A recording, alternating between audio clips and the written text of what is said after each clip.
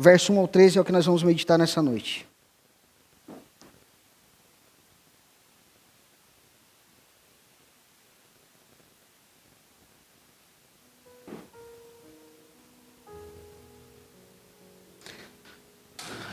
Meus irmãos, vamos orar mais uma vez? Senhor Deus, nós te louvamos, nós te agradecemos agora nesse momento, por essa oportunidade, Pai, de poder meditar na Tua Palavra, de poder ser edificados pela Tua Palavra, Pai. Senhor Deus, que o Senhor possa falar grandemente conosco, Pai, como o Senhor sempre fala, Pai.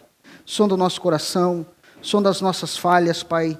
Sonda, Senhor Deus, e transforma nossas vidas, Pai, através da Tua Palavra, Pai. Que o Teu Espírito Santo nos conduza, e que o Teu Espírito Santo conduza a minha vida também, para ministrar a Tua Palavra à Tua igreja, Pai, segundo a Tua bondade, a Tua graça e a Tua misericórdia.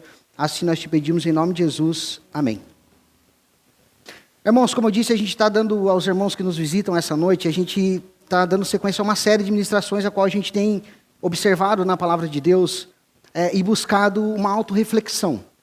A gente costuma sempre olhar mais para fora, mas essa série que a gente está ministrando é uma série que puxa e que traz a gente a olhar mais para dentro. Para olhar para nós, quem realmente nós somos e quanto dependente nós somos do Senhor. E por isso que o tema dessa noite, meus irmãos, é Eu Sou o Homem. E você vai entender ao decorrer desse sermão. O tema é Eu Sou o Homem, um encontro com o espelho de Deus. Ou seja, um momento de reflexão. A ideia central para nós essa noite, meus irmãos, é que só há restauração quando há reconhecimento do pecado. Ou seja, sem você reconhecer os teus erros, nem você consegue resolver os teus problemas básicos da vida. Agora imagina o pecado, se a gente não reconhecer, não tem restauração. Então a gente precisa reconhecer. E eu quero começar fazendo uma pequena introdutória antes da gente entrar no texto nessa noite. E esse texto é bem conhecido, acho, de quase todos. Todos sabem que havia um rei em Jerusalém, um homem escolhido, ungido por Deus, considerado por muitas multidões como um pastor valente, aquele pastor que derrotou o gigante chamado Golias. Então você já sabe quem eu estou falando. Esse homem era Davi. A história de Davi, meus irmãos, até certo ponto parecia uma sucessão gloriosa. A gente vê no decorrer da história de Davi vitórias, fidelidade, bênção. Davi sempre fiel a Deus e até é considerado o segundo coração de Deus. Deus o tirou, meus irmãos, dos campos de pastoreio e colocou no trono. A gente sabe bem essa história da separação de Davi. E ele o salvou também inúmeras vezes da mão de Saul. Saul que o perseguia, que era o rei anterior dele. Que perseguia, que tentava matar. Deu-lhe sim uma aliança real, então prometeu também que a sua descendência viria de um reino eterno, não seria só um reino passageiro. Davi então, meus irmãos, havia experimentado uma intimidade com o Senhor que poucos tiveram na história. Mas veio um dia, e esse dia mudou tudo. Era um tempo de guerra.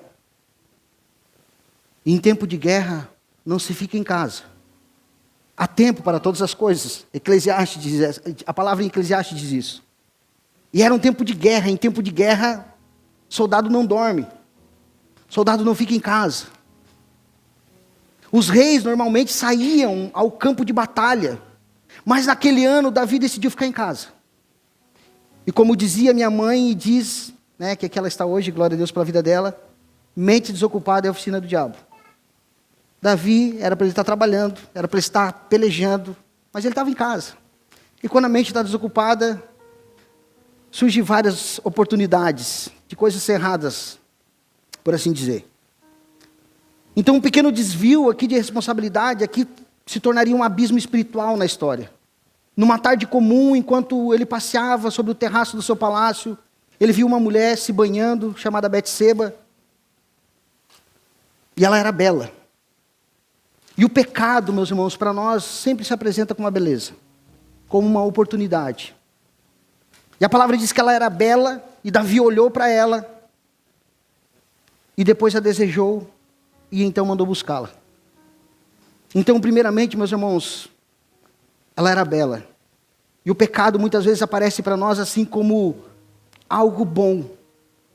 O inimigo não vai aparecer para ti chifrudo, não. Ele não vai aparecer que nem a gente imagina nos desenhos, te assustando, arranhando tua parede. Muitas vezes ele se apresenta como uma coisa muito boa, uma oportunidade muito boa. E aí que a coisa pesa. Aí diz que então Davi desejou, e depois de desejar ele mandou buscá-la. E aqui nós vemos o processo, meus irmãos, de consumação do pecado. E a pergunta é como evitar isso? Primeiro, lute contra esse processo da consumação do pecado. Se a aparência é bela e você não conseguiu evitar de olhar, ou ainda assim você desejou, não mande buscar. Essa é a primeira coisa. Davi não precisava ter mandado buscar. E ela não era qualquer moça, não. Não era uma moça desimpedida, livre, que estava lá, porque Davi tinha 8, salvo engano, 8 esposas, mais 10 concubinas. Ele poderia chamar alguém e falar, eu quero umas 3 virgens que traga para mim, eu quero mais esposas. Não, Davi olhou e falou, não, eu quero aquela lá. E ela não era qualquer uma, ela era esposa de Urias. Urias, um valente, um dos 30 valentes de Davi. Considerado um dos valentes que lutava por Davi. E afinal, era tempo de guerra, e onde é que estava Urias? Urias estava na guerra. E Davi estava no palácio, com a cabeça vazia, passeando por lá. E olha então, e deseja a mulher do seu amigo, do seu conhecido, do seu servo, daquele que defendia Davi. Soldado fiel, leal, corajoso. E ainda assim, meus irmãos, o rei, sabendo de tudo isso, ele tomou para si ela e se deitou com ela. E o adultério estava consumado. Quando Betseba então enviou a notícia que estava grávida, Davi ainda assim não confessou. Ele tramou mais, porque ali era a oportunidade para ele confessar. Davi então trouxe Urias da guerra, mandou chamar o amigo dele, esposo de Betseba, falou, traga ele para mim, traga ele da guerra. E tentou fazer e persuadir ele que dormisse com a esposa dele, para que daí pelo menos ele assumisse o filho. E assim Davi tiraria aquele fardo das costas. Mas adivinha? Urias falou, não é lícito para mim estar com a minha esposa, estar na minha casa, enquanto meus amigos e descendentes meus estão lá na guerra lutando. Rei, nós estamos em guerra. E eu não vou me deitar com a minha esposa. Não vou entrar na minha casa. E a palavra diz que ele dormiu na porta. E não entrou. Ou seja, a atitude dele, meus irmãos, foi maior que a do rei. Foi maior que a de Davi. E um contraste aqui escandaloso, então, meus irmãos, o soldado era mais íntegro que o próprio rei. Eu entendi, meus irmãos, ele entendeu, então, que não era lícito ele estar no conforto enquanto todos estavam na guerra. Coisa que Davi devia ter feito. Mas Davi desceu mais fundo. Falou, já que ele não quer estar com a esposa dele, já que ele não quer aproveitar essa oportunidade, Davi escreveu uma carta da sua própria mão, uma carta de morte.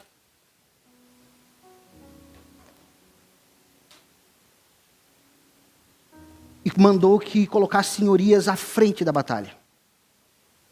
Já que ele não quis estar com a esposa dele, então coloca ele à frente da batalha. Mas com um propósito, para que ele morresse. E para que Davi, de certa forma, se livrasse desse pecado, se livrasse desse problema, dessa confusão, disso tudo que ele tinha se metido. Ou seja, que todos esquecessem. E adivinha, ele foi enviado para a frente de batalha, meus irmãos, e ele morreu. E o rei, então, Davi, respirou aliviado, pensou que tudo estava resolvido. Mas o céu estava em silêncio, e quando o céu está em silêncio, não é um sinal de indiferença, é um sinal que a misericórdia está esperando, e que o juízo se aproxima. Então um ano se passa, e nesse tempo Davi continua no trono, senta, governa o povo, ele participa dos cultos, ele está ali, ele adora a Deus, mas por dentro ele está seco. Porque é isso que o pecado causa, sequidão. E ele fala isso em Salmos 32, ele diz assim, nos mostra o que ele sentia. Ele diz, enquanto eu calei os meus pecados, envelheceram meus ossos. E pelos meus constantes gemidos, o dia inteiro, porque a tua mão pesava dia e noite sobre mim. O meu vigor se tornou em sequidão e estio. Salmos 32, versos 3 e 4. Até que Deus quebra então esse silêncio, meus irmãos. E não faz com trovões, com pragas, ele envia um homem, um profeta, ou um espelho, digamos assim. Naquele momento, o espelho de Deus aqui está diante de Davi, ele não pode mais fugir. Não tem mais como ele enviar uma carta para alguém, colocar alguém na batalha, não tem mais como ele fugir. E talvez se esse homem que foi enviado até Davi chegasse com pedras na mão, talvez ele seria o próximo a ir para frente de batalha. Mas Deus deu instrução para Natã. E portanto eu quero te convidar então, com o coração aberto e reverente, para que nós venhamos se aproximar dessa palavra nessa noite. Não como espectadores de uma história antiga, mas como homens e mulheres que também precisam enxergar e se enxergar no espelho da palavra de Deus. E eu te convido então a ouvir a voz do Senhor nessa noite, com essa leitura de 2 Samuel capítulo 12, verso 1 ao 13. Diz assim a palavra do Senhor: o Senhor enviou Natã a Davi. Natã foi falar com Davi e lhe disse: havia numa cidade 2 homens, um rico e outro pobre. O rico tinha ovelhas e gado em grande número, mas o pobre não tinha coisa nenhuma, a não ser uma cordeirinha que ele havia comprado. Ele a criou e ela cresceu em sua casa, junto com seus filhos. Comia da sua comida e bebia do seu copo. Dormia nos seus braços. E ele tinha ela como filha. Certo dia chegou um viajante à casa do homem rico. E este não quis pegar uma das suas ovelhas ou dos seus bois para dar de comer ao visitante que havia chegado. Em vez disso, pegou a cordeirinha do homem pobre e a preparou para o homem que havia chegado. Então o furor de Davi se acendeu contra aquele homem. E ele disse a Natã: tão certo como vive o Senhor, o homem que fez isso deve ser morto. E pela cordeirinha restituirá 4 vezes, porque fez uma coisa dessas. É porque não, e por que não se compadeceu? Verso 7, então Natã disse a Davi: esse homem é você. Assim diz o Senhor, Deus de Israel: eu ungi rei sobre Israel, e o livrei das mãos de Saul. Eu lhe dei a casa de seu senhor, as mulheres do seu senhor. As mulheres do seu senhor dei em seus braços. Também lhe dei a casa de Israel e de Judá. E se isso fosse pouco, eu te daria, ou eu teria acrescentado tais e tais coisas. Por que então você desprezou a palavra do Senhor, fazendo o que era mal aos olhos dele? Com a espada que você matou Urias, o Heteu, você tomou por esposa a mulher dele. E depois de o matar com a espada dos filhos de Amon. Agora, pois, a espada jamais se afastará da sua casa, porque você desprezou e tomou a mulher de Urias, o Heteu, para ser sua mulher. Assim diz o Senhor: eis que farei com que a sua própria casa venha o mal sobre você.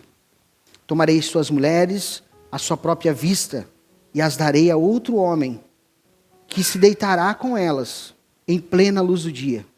Porque você fez em segredo, mas eu farei diante de todo Israel e em plena a luz do dia. Pesada essa história, né, meus irmãos? E o verso 1 diz assim: então o Senhor enviou Natã a Davi. E esse versículo aqui, meus irmãos, aqui é mais do que uma instrução narrativa de uma história. É uma revelação da iniciativa graciosa de Deus. Deus envia, Deus vê o pecado oculto de Davi. Ele não ignora, ele não tolera, mas também ele não descarta o pecador de imediato. Ele envia o profeta. Ele chama ao arrependimento. E a palavra de Deus aqui na boca de Natã é a ferramenta pela qual o Senhor vai ferir e curar ao mesmo tempo. Vai cortar e também vai restaurar a vida de Davi. O texto aqui, meus irmãos, não diz que Davi procurou Natã. Não. Davi não orou. Davi não confessou. Ele não tomou iniciativa alguma. E mais para frente, meus irmãos, se nós seguirmos os próximos versículos, Deus ainda vai falar mais, vai falar que o filho que a Betseba está esperando, esse vai morrer. Por causa do adultério que você cometeu. E mais para frente, se você quiser seguir no texto depois, você vai ver que Davi orou, chorou, jejuou, para que esse filho não morresse. Mas ele poderia ter feito isso antes. Ele poderia ter jejuado quando ele olhou para Betseba. Ele poderia ter chamado todo mundo e falado assim, eu vou abrir um jejum aqui nessa cidade. Eu vou abrir um jejum 7 dias eu vou ficar em jejum, porque eu vi que a minha carne, eu vou para a guerra. Eu vou para a frente de batalha lá, levar umas pedradas lá na frente. Mas não. Mas ele não fez isso. Ele não tomou iniciativa alguma. Foi Deus quem deu o primeiro passo. Como em Gênesis capítulo 3, meus irmãos, quando o Senhor pergunta a Adão, onde estás? Agora ele envia Natã dizendo, Davi, eu sei onde você está. E não vou deixá-lo nesse lugar. E não há graça, meus irmãos, sem verdade. Não há restauração sem confronto. Deus não ama menos porque confronta. Ele confronta justamente porque Ele te ama. Ele nos confronta justamente porque Ele nos ama. Apocalipse 3, verso 19 diz, eu repreendo e disciplino a quantos amo. Sê, pois, zeloso e arrepende-te. A presença de Natã aqui diante, então, de Davi é uma prova viva que o Senhor aqui ainda está interessado em tratar o coração de Davi. Se Deus quisesse apenas condenar, Ele teria enviado juízo. Para Davi, simples assim. Sem mandar ninguém para restaurar ele. Sem mandar recado. Mas Ele envia um homem. Um profeta, um servo do Senhor, um mensageiro e cirúrgico. Natã não chega acusando, não chega com 2 pedras na mão, não chega batendo em Davi, no rei. Ele chega contando uma história simples. Isso ensina algo bom para nós também, meus irmãos. Quando for corrigir alguém, corrija com amor. Traga uma autorreflexão. E ele começa dizendo, havia 2 homens, numa cidade, um rico e um pobre. E o método de Natã aqui é inspirado, por Deus. Ele apresenta aqui uma narrativa que espelha a situação de Davi. Sem que Davi perceba de imediato que está falando dele. A parábola aqui é simples, mas ela traz uma justiça moral pesada aqui para Davi. O rico com muitos rebanhos, o pobre com uma cordeirinha, que tratava como filha. A injustiça aqui é gritante. Porque se fosse outro que tivesse várias cordeiras, vários bois, Davi talvez não se enfurecesse tanto. E o rico aqui, então, Natã diz que ao receber uma visita, ele toma a única cordeirinha desse pobre e serve no jantar. Imagina então, meus irmãos, a imagem absurda agora. Indigna, revoltante. E é exatamente isso que Davi sente. Tão furioso ficou Davi contra esse homem que disse a Natã, tão certo como vive o Senhor, o homem que fez isso deve ser morto.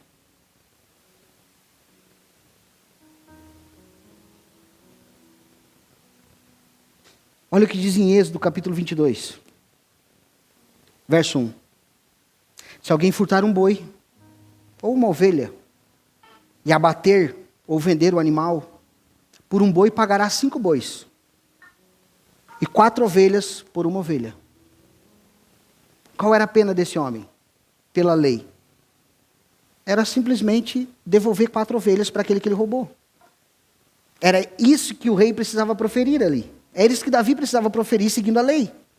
Mas aquilo foi tão indignante para ele, ele se indignou tanto que ele falou, não, esse cara merece morrer.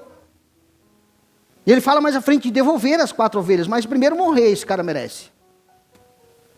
Porque ele viu que era uma injustiça, ele estava indignado. Pela lei, então, esse homem, da história de Natã aqui, ele teria que devolver as 4 ovelhas, mas não ser condenado à morte. Mas Davi estava tão indignado, porque esse homem só tinha uma ovelhinha. Então Davi explode em justiça.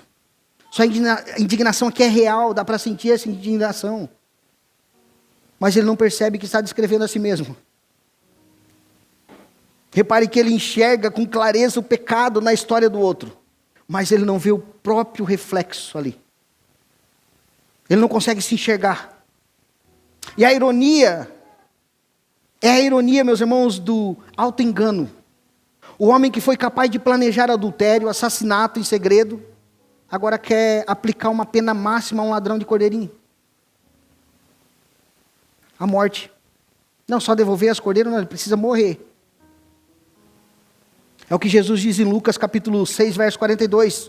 Como podes dizer ao teu irmão, deixe-me tirar o cisco do teu olho, quando tu mesmo não vê a trave que está no teu. O coração humano tem essa tendência terrível de ser severo com o pecado alheio e complacente com seus próprios. E foi isso que Davi estava fazendo. Ele estava querendo punir com morte, mas o dele ele já tinha esquecido. Já tinha ficado para trás, já tinha se passado um ano. Ele esqueceu, mas o Senhor ainda não tinha esquecido. Ele precisava restaurar a vida dele. Porque ele mesmo disse que a vida dele estava seca, amarga. Ele não tinha mais uma comunhão com Deus. Ele não tinha mais aquela afinidade com Deus. Ele não tinha mais aquela intimidade com Deus. Ele não tinha mais força para buscar a Deus, para orar, para adorar ao Senhor, para estar num culto. Quem sabe ele até estava, mas só de corpo presente, a sua alma estava longe. Estava seca. O coração humano, meus irmãos, tem essa tendência, então, de olhar os pecados alheios com severidade e o próprio com complacência. Por isso, então, precisamos da palavra viva, cortante, como espada que discerne o nosso coração e as intenções do nosso coração. Hebreus 4,12 diz assim: porque a palavra de Deus é viva e eficaz. É mais cortante do que qualquer espada de 2 gumes. E penetra até o ponto de dividir a alma e espírito, juntas e medulas. E é apta para julgar os pensamentos e os propósitos do coração. Não sei se já aconteceu com você, mas é aquela história que você vai no culto. E quem está pregando, o pastor está pregando, e você fala, essa pregação foi toda a minha vida. Acho que esse cara até me conhece. Que ele só falou o que eu faço. A gente costuma dizer, Deus até revelou a minha vida na boca dele. É a palavra de Deus, que é cortante, como uma espada que penetra e sonda o nosso coração, o nosso pensamento. Enquanto a palavra é ministrada, o Espírito Santo vai sondando e vai trabalhando as nossas dificuldades. Mas quantas vezes, meus irmãos, somos como Davi? Julgamos com dureza os outros, mas racionalizamos os nossos pecados. Condenamos o nosso vizinho e toleramos em segredo muitas coisas em nossos quartos, quem sabe. Por isso, meus irmãos, nós, pastores, presbíteros, pregadores, que pregam no púlpito da igreja, precisamos saber, meus irmãos, e precisamos ser, melhor assim dizendo, como Natan. Não estamos aqui, meus irmãos, para agradar nem o nosso ego, nem o ego de ninguém. Nós precisamos ser cirúrgicos, corajosos. Imagine agora Natan sabendo daquilo que Davi tinha feito com Urias. Agora Natan é colocado, vai lá e diz assim, o Senhor diz, Natan, vai lá e diz assim, assim, assim, para Davi. É ele, conta a história e depois fala para ele que ele é esse, que matou a ovelhinha. Urias podia se acovardar. Não, senhor, pro rei não, né? Ele é Davi, ele matou Urias, matou quantos já ia? Eu vou ser o próximo. Ele matou Golias, quem sou eu? É ter coragem para pregar a verdade, para fazer a exposição bíblica, que é um método divino que o Senhor nos deu para expor a palavra de Deus, que nos confronta, mas que nos cura. Que muitas vezes nos ferem, mas aquele que abriu a ferida é aquele que cura. E nós precisamos de mais Natãs no dia de hoje, homens e mulheres cheias do Espírito Santo, da palavra do Senhor, que não temem os reis, que não temem nada nem ninguém a não ser a Deus. A Davi agora, meus irmãos, está emocionado, envolvido com a injustiça da história. E ele pronunciou uma sentença. Ele gritou uma justiça. Eu posso imaginar aqui, meus irmãos, e entrar nesse texto aqui, entrar nessa história e imaginar o quanto Davi estava furioso naquele momento. Quanto que ele se indignou. Quando ele diz, tão certo como vive o Senhor, o homem que fez isso deve ser morto. Ele não falou com essas palavras brandas. Ele não falou como eu estou lendo esse texto, ele deve ter falado indignado. Esse cara deve ser morto. Aonde já se viu, como nós falamos nos nossos dias de hoje. Mas o que ele ainda não sabe, meus irmãos, é que o tribunal é o seu próprio coração. E o juiz será a palavra de Deus. E aqui nós veremos a espada da verdade, então, quando Natan diz, tu és o homem. Verso 7, Natan diz isso. Olha o que Natan diz no verso 7. Então Natan disse a Davi, esse homem é você. E assim diz o Senhor, o Deus de Israel, eu ungi rei sobre Israel e eu o livrei das mãos de Saul. Agora a espada da verdade, meus irmãos, é desembainhada. Com apenas 4 palavras, aqui Natan derruba todas as defesas de Davi. E ele diz, tu és o homem. Tu és essa pessoa. Davi pensava que está julgando outra pessoa. E é fácil, quando nós estamos julgando a outro, quem sabe a sentença é maior. Quem sabe quando olhamos para o pecado do outro, falamos, não, esse aqui merecia isso. Mas quando fizemos uma autorreflexão do nosso erro, nós falamos, não. Para mim não poderia ser tanto assim. Davi julgou que ele merecia a morte. Davi pensava estar julgando outra pessoa, mas na verdade ele estava pronunciando a própria sentença contra si mesmo. A história então, que enfureceu, era um reflexo exato da sua própria injustiça, do que ele mesmo havia feito. Natan aqui com autoridade então profética revela que Deus viu tudo. Nada passou despercebido ao Senhor. O adultério, a mentira, a morte de Urias, tudo estava diante dos olhos de Deus. E antes de proferir a disciplina, Deus relembra Davi de tudo o que havia feito por ele.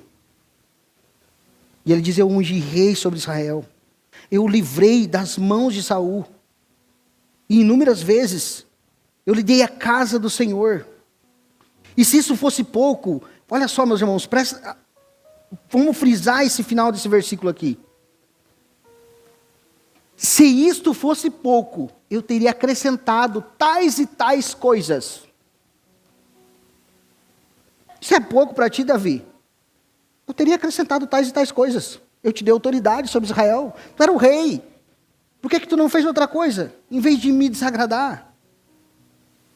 A linguagem divina aqui, meus irmãos, é carregada de amor e generosidade. Ou seja, meus irmãos, Deus teria acrescentado. Deus havia dado muitas esposas para Davi, várias concubinas.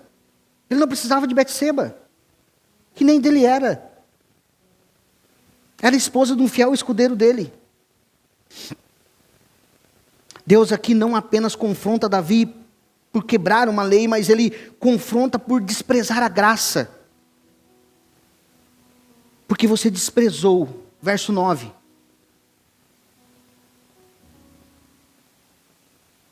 Porque então você desprezou a palavra do Senhor, fazendo o que era mal aos olhos dele. Por que você fez isso? Veja bem, Deus não fala para Davi, tu traiu, tu matou. Isso aí ele já sabia. Mas o pior de tudo, Davi, tu desprezou. O pecado é um desprezo para Deus.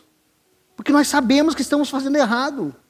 Deus fala, tu está desprezando o que eu te dei. Quando o marido trai a esposa, ele está desprezando a esposa que Deus deu. E vice-versa. Quando nós falamos, não, mas eu não estou contente com essa porcaria desse carro que Deus me deu. E quantas vezes, talvez você já disse isso, quantas vezes eu já falei isso, quem sabe? Está desprezando o que eu te dei, querido, porque essa porcaria fui eu que te dei, se eu não te desse, tu não tinha nem essa porcaria. Essa casa velha, não aguento mais, foi ele que te deu. Essa casa velha ou nova que tu tem, é ele que te deu. Não despreze o que Deus te deu, esse é o pior pecado, o desprezo. Eu acho que ninguém gosta de ser desprezado, meus irmãos. Ninguém. Nem cachorro, que é um animal, gosta de ser desprezado. Imagina você que é um ser humano, agora imagine Deus, que te deu a vida. E ele diz então, porque você desprezou a palavra do Senhor, fazendo o que era mal diante dos seus olhos. O pecado de Davi aqui não era apenas moral ou social, era pessoal. Uma traição contra Deus, que o amou, que o escolheu, que o exaltou. Essa é a gravidade real do pecado, não apenas o que fazemos, mas contra quem fazemos. E Davi fala isso em Salmo 51, verso 4, ele diz assim, ele reconhece isso. Ele diz, contra ti somente pequei, e fiz o que era mal perante os seus olhos. O pecado sempre carrega a ingratidão. É esquecer a bondade de Deus e buscar satisfação fora da vontade de Deus. Pecar é grave, mas pecar consciente, contra a luz, contra a aliança, contra a misericórdia é ainda mais sério ainda. Precisamos lembrar, meus irmãos, que toda desobediência é uma rejeição ao senhorio e o amor de Deus sobre nós. Em resumo, Deus disse para Davi, e diz para nós essa noite, lembre-se de onde eu te tirei, dos campos de trás das malhadas. Lembra que eu te escolhi. Lembra que eu te separei. Lembre que eu te exaltei. Lembre que tudo fui eu que te dei. Então seja grato. E se ainda faltar alguma coisa, peça, que eu acrescentarei.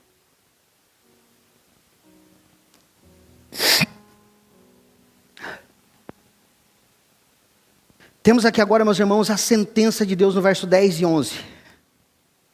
E ele diz assim, por isso a espada jamais se afastará da sua casa. Verso 10. A confissão sincera de Davi aqui abrirá um caminho para o perdão, mas não cancela as consequências temporais do pecado. Deus perdoa pecados, mas Ele não apaga a consequência. Se você cometer um adultério, se você cometer um assassinato, você será julgado pelas leis de hoje. Será condenado e vai precisar cumprir. Obrigado. Precisará cumprir toda a condenação. Está perdoado, mas as consequências virão. O Deus que perdoa também disciplina. A mesma boca que anuncia a graça declara a justa correção agora. Natan anuncia 3 consequências graves aqui para Davi. Ele fala o quê? Ele fala, a espada não se afastará da casa de Davi. O mal se levantará dentro da tua própria casa. Suas mulheres serão tomadas e expostas em público. Se você quer continuar essa história, se você não sabe ainda, eu acho que você já sabe. Mas quem tomou as esposas de Davi foi um dos seus próprios filhos. Davi teve que fugir do seu reino. Esse próprio filho estrupou suas esposas em público, em praça pública. Davi usou aqui a espada para eliminar Urias em segredo. Agora a espada da violência e da traição será levantada dentro da sua própria casa e à vista de todos. Ou seja, você fez isso em oculto, mas eu farei diante de todo, é o que a palavra de Deus diz no verso 12. Diante de todo Israel, à luz do sol. A disciplina de Deus aqui é pública, é pedagógica, é proporcional. O pecado de Davi foi oculto, mas teve impacto nacional. Então, por isso, a disciplina também terá dimensão coletiva. Todos verão. Que a palavra diz, e no verso 14 e 15, talvez vai dizer isso. Que essa correção virá porque ele envergonhou o nome do Senhor perante todos os povos.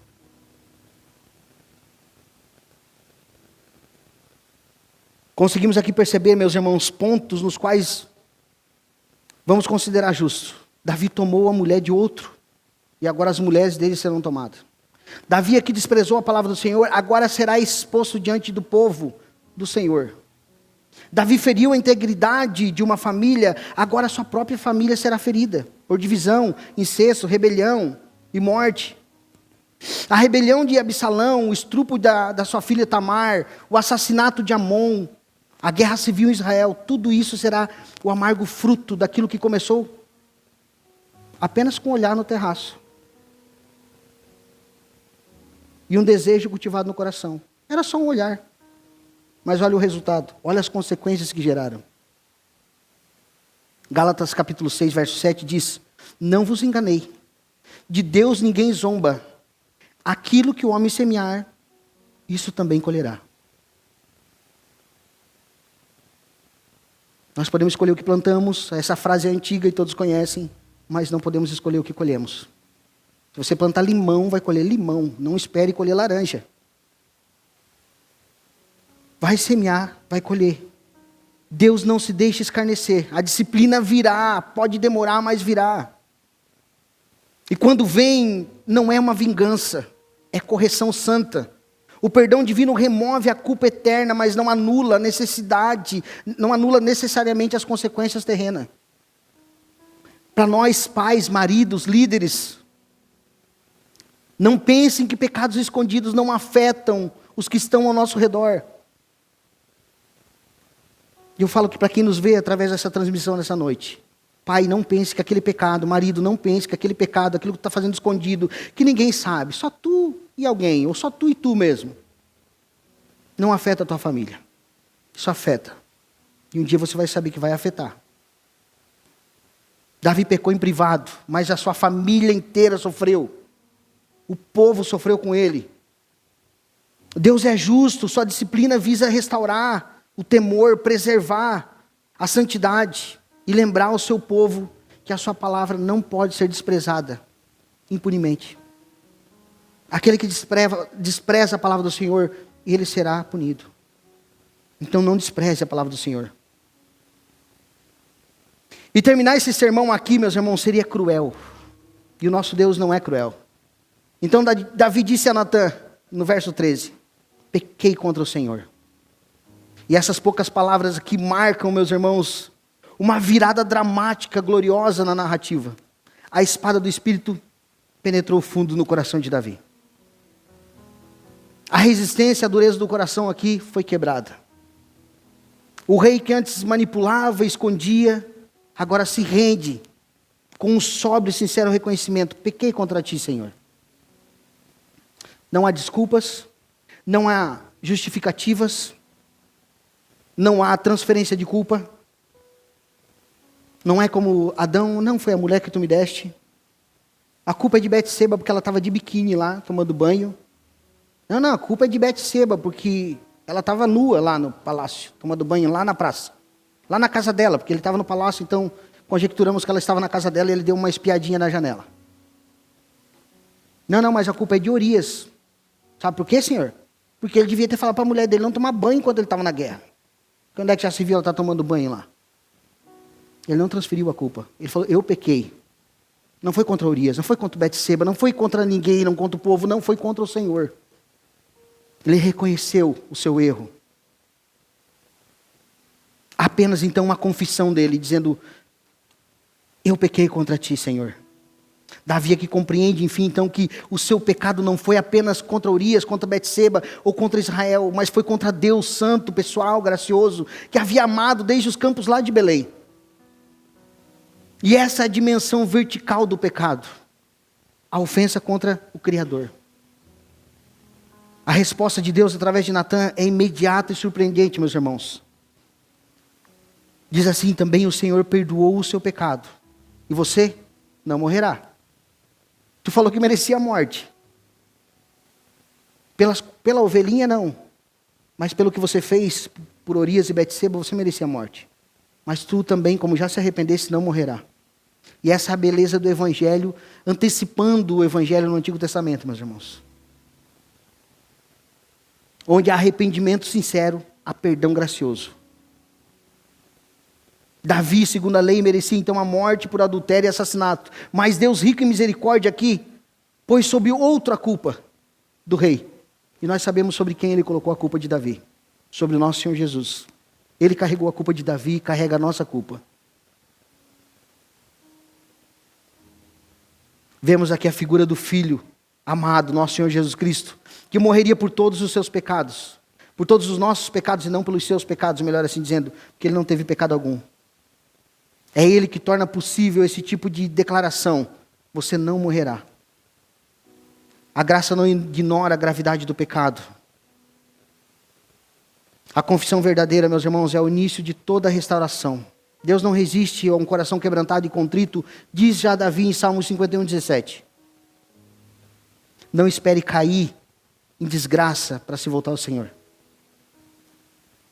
Se hoje o Espírito te confronta, Responda como no Davi, que disse: pequei contra o Senhor. Ele recebeu mais do que merecia. Ele recebeu misericórdia. E essa é a esperança para todo aquele, meus irmãos, que se quebranta diante de Deus. E eu concluo aqui. A graça ainda está diante de nós, meus irmãos. Davi ouviu: tu és o homem. Em vez de endurecer o coração, ele se quebrou. E por isso, ele ouviu outra palavra do Senhor. O Senhor perdoou o teu pecado.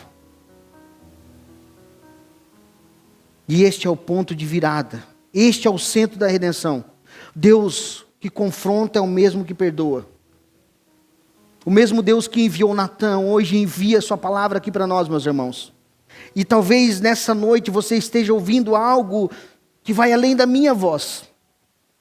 Talvez o Espírito Santo esteja mostrando que você é esse homem, que você é essa mulher. E se for assim, ouça com temor, mas também com esperança. O mesmo Deus que te confronta é o Deus que te chama para perto. A porta da graça ainda está aberta. Salmo 51:17 diz isso: se confessarmos os nossos pecados, Ele é fiel e justo para perdoar, nos purificar de toda a injustiça. Em 1 João capítulo 1, verso 9. E ele diz então que, Salmos 51, que ao coração quebrantado e contrito, não desprezará o nosso Deus. Não importa se você está no auge de uma liderança, como Davi, ou escondido em vergonha e silêncio, Deus te vê. Mas Ele não quer te expor para te destruir. Ele quer te curar. Se hoje Deus te disse: tu és o homem, tu és a mulher, responda como Davi: pequei contra ti, Senhor. E receba com o coração quebrantado a sentença da graça de Deus. O Senhor perdoou o seu pecado e você não morrerá. Hoje é o dia de reconciliação, hoje é o dia de restauração. Então venha para a cruz e confesse ao Senhor. Seja limpo e recomece. Seja grato e grata perante Deus. Lembre de onde Ele te tirou e de tudo que Ele te deu. E como descrito por Davi em Salmos 40, verso 1 diz assim. E eu finalizo aqui, meus irmãos. Salmos 40, verso 1 ao 5 diz assim: coloquei toda a minha esperança no Senhor, e Ele se inclinou para mim, e ouviu o meu grito de socorro. Ele me tirou de um poço de destruição, de um atoleiro de lama, pôs os meus pés sobre uma rocha firme, num local seguro. Pôs um novo cântico na minha boca, um hino de louvor ao nosso Senhor. Muitos verão isso e temerão, e confiarão no Senhor. E como é feliz o homem que põe no Senhor a sua confiança, e não vai atrás dos orgulhosos, dos que se afastam para seguir deuses falsos. Senhor meu Deus, quantas maravilhas tem feito. Não se pode relatar os planos que preparaste para nós. Eu queria proclamá-los e anunciá-los, mas são tantos numerosos, são tantos por demais. Amém, meus irmãos? Vamos orar? Curve sua cabeça, eu quero orar com você.